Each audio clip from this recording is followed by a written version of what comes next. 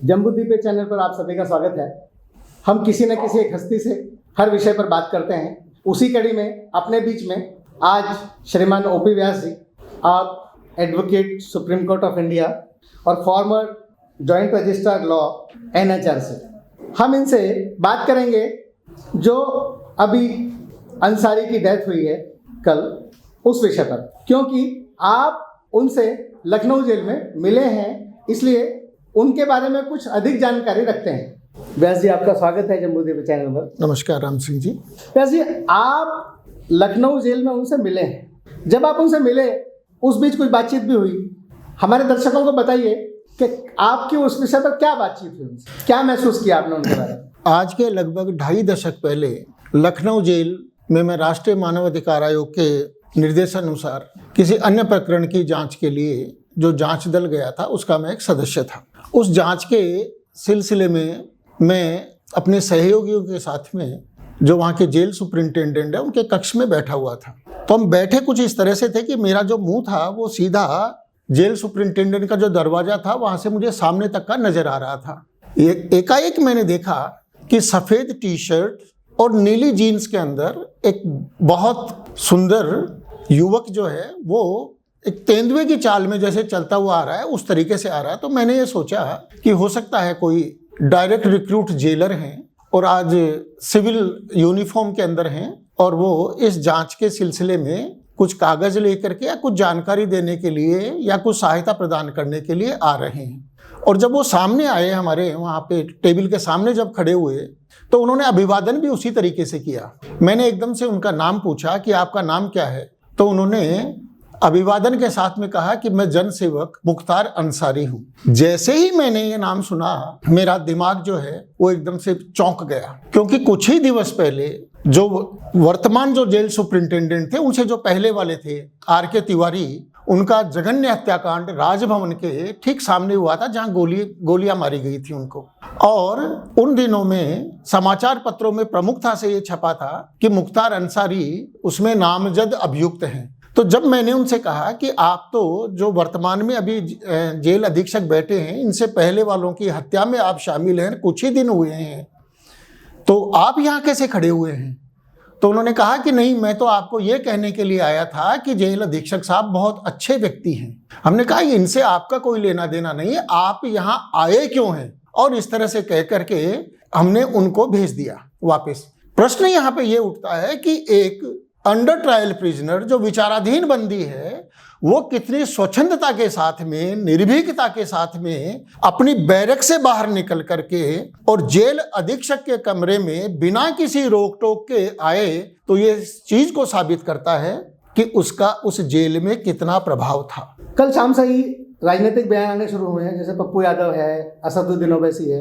इनका ये कहना है कि भाई जेल में उनकी हत्या जो हुई है वो संस्थानिक हत्या है, या कुछ लोगों का कहना भाई जहर दिया गया है, उनको पहले से अंदेशा था। इस बारे में आपका क्या? देखिए, मैं राजनीतिक व्यक्ति नहीं हूं और इसलिए मैं राजनीतिक भाषा में मैं बोल नहीं सकता, लेकिन मैं आपको स्पष्ट रूप से बताऊं कि राजनेता जो अपना भाषण देते हैं या जो वक्तव्य देते हैं, ऐसे समय के ऊपर दुर्भाग्यपूर्ण स्थिति से उनकी नजरें तथ्यों पे कम होती है, सच्चाई पे कम होती है और वोट बैंक पे ज्यादा होती है कि किसी जाति विशेष या धर्म विशेष के उनको वोट मिल जाए। और चुनाव का ये समय चल रहा है। मैं आपको स्पष्ट रूप से बताऊं कि देश में कहीं भी हिरासत में यदि कोई भी मृत्यु होती है, उसकी सूचना 24 घंटे के अंदर अंदर राष्ट्रीय मानवाधिकार आयोग को दी जाती है। सबसे पहली कार्रवाई जो होती है वो होती है इंक्वेस्ट प्रोसीडिंग्स की, पंचायतनामा की, जो मजिस्ट्रेट करता है। पोस्टमार्टम एग्जामिनेशन जो होता है एक अकेला डॉक्टर नहीं करता है, पैनल ऑफ डॉक्टर्स करते हैं। तो वीडियोग्राफी हुई, पैनल ऑफ डॉक्टर्स के द्वारा जो है उसका पोस्टमार्टम होता है। उसके बाद में हिस्टोपैथोलॉजिकल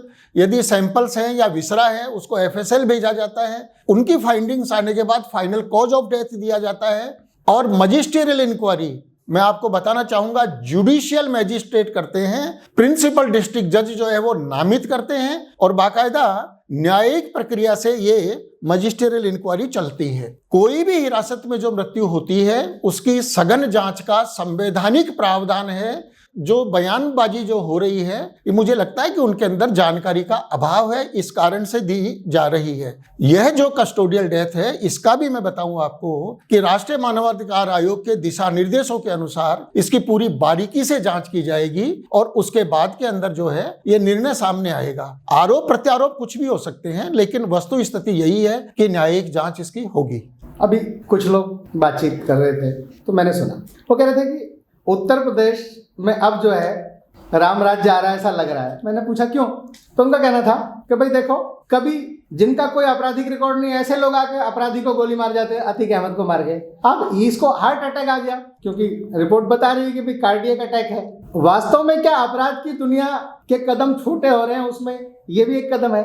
देखिए, ऐसा है, अपराधियों में कानून का भय होना चाहिए, यह आवश्यक है। यह देश रूल ऑफ लॉ से चलता है। आपने जितने प्रकरण बताए हैं ये सभी जांच के अधीन हैं। आपने देखा होगा बाटला हाउस एनकाउंटर के ऊपर खूब सारी चर्चाएं हुई थी, उसमें मैजिस्ट्रियल इंक्वायरी हुई, एनएचआरसी ने अपनी फाइंडिंग्स दी और दिल्ली हाई कोर्ट ने उसको अपील किया। तो किसी भी तरीके की यदि कोई भी हिरासत में यदि मृत्यु होती है या मान लीजिए एनकाउंटर डेथ भी यदि कोई होता है, तो उसकी एक जांच की एक प्रक्रिया होती है। मैं आपकी जानकारी के लिए बताऊं, वो हाईकोर्ट के जज की बात कर रहे थे। राष्ट्रीय मानवाधिकार आयोग में जो सदस्य होते हैं वो सुप्रीम कोर्ट के जज के समकक्ष होते हैं। राष्ट्रीय मानवाधिकार आयोग के जो अध्यक्ष होते हैं वो सुप्रीम कोर्ट के मुख्य न्यायाधीश के बराबर होते। तो इतने उच्च स्तर के ऊपर यदि हिरासत में मृत्यु के जो प्रकरण है उनकी समीक्षा होती है, उनकी जांच होती है, तो मैं समझता हूं कि ये स्तर तो और भी ऊंचा है उस हिसाब से। तो किसी भी तरीके की इसमें शंका होने का कोई प्रश्न ही नहीं उठता। ये सब कोरी बयानबाजियां हैं।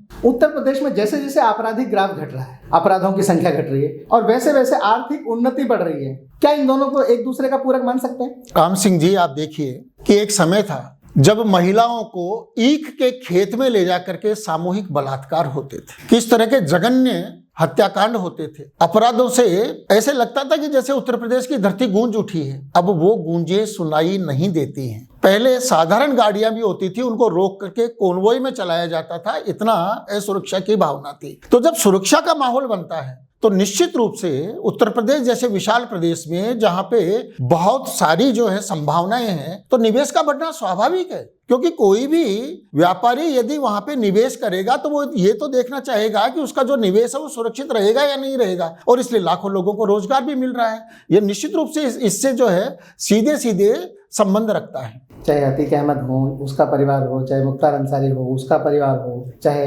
बिहार में आजम खां हो, उसका परिवार हो, रामपुर में आजम खां उसका परिवार हो, बिहार में शहाबुद्दीन हो, ऐसे जो बड़े आपराधिक परिवार रहे, ये धीरे धीरे राजनीति में आए। तो राजनीति ने इनको स्वीकार भी कर लिया।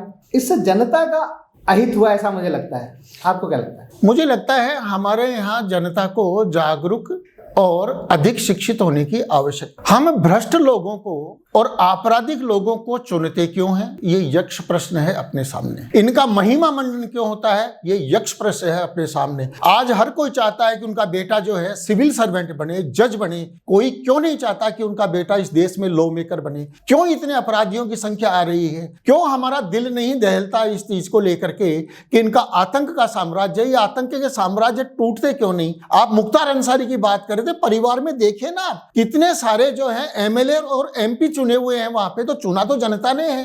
तो इसका मतलब कि कहीं ना कहीं लोकतंत्र को लेकर के, प्रजातंत्र को लेकर के अभी मुझे लगता है अधिक जागरूकता की, अधिक शिक्षा की आवश्यकता है, ताकि अच्छे लोग भी राजनीति में उनकी संख्या में उत्तरोत्तर वृद्धि हो। कल से ही राजनीतिक पार्टियां बयान दे रही हैं इसके पक्ष में कि भाई इसकी हत्या हुई, लेकिन जिन लोगों की हत्याएं हुई, जिन परिवारों का नुकसान हुआ, उसके बारे में एक भी किसी का बयान नहीं है। ऐसा क्यों? देखिए, ये स्थिति बहुत दुर्भाग्यपूर्ण है। मुख्तार अंसारी की मृत्यु भी दुखद है, लेकिन उस मृत्यु के ऊपर राजनीति नहीं होनी चाहिए, राजनीतिक रोटियां नहीं सेकी जानी चाहिए। इन राजनेताओं को यह सोचना होगा कि आप लोगों ने इसको बढ़ावा दिया, इसको आश्रय दिया, प्रश्रय दिया इसको, और उसके कारण से कितनी औरतें विधवा हुई, कितने बच्चे अनाथ हुए, कितने अधिकारियों को अपनी नौकरी से हाथ धोना पड़ा। इन चीज़ों को कम से कम ये उनको कैसे नकार सकते हैं? उनकी चीखें तो इनको सुनाई देनी चाहिए कि कितना बड़ा इन्होंने समाज का और देश का अहित किया है। और ये सेलेक्टिव होकर के जिस तरीके से बयान दे रहे हैं, मैं इसको ओछी राजनीति कहूँगा। वोटों की राजनीति में क्या हम इतना नीचे गिर जाएंगे कि हम अपना सेल्फ रेस्पेक्ट और डिग्निटी जो है हम अपने परिवार या उनके लिए या समाज के लिए हम बोलेंगे भी नहीं कम से कम। ये बहुत दुर्भाग्यपूर्ण स्थिति है।